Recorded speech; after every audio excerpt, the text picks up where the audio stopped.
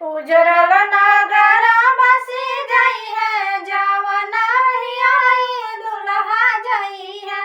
उजरल नगर बसी गई है, जवन आई दुल्हा जई है।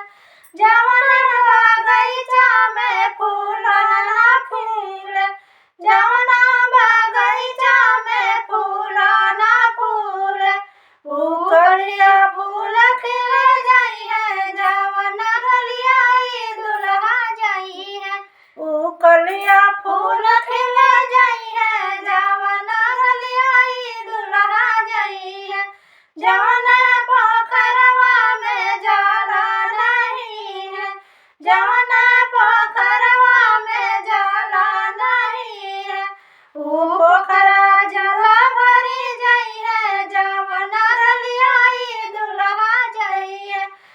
पोखरा जला भरी जाई है, जवन आई दुल्हा जई है।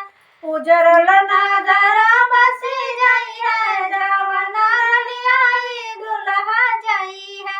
उजरल नगर बसी जाई है, जवन आई दुल्हा जई है।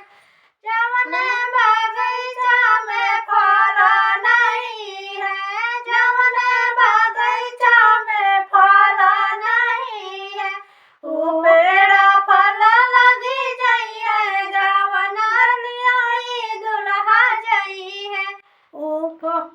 पेड़ फल लगी जाई है, जवन आई दुल्हा जई है। उजरल नगर बसी जाई है, जवन आई दुल्हा जई है।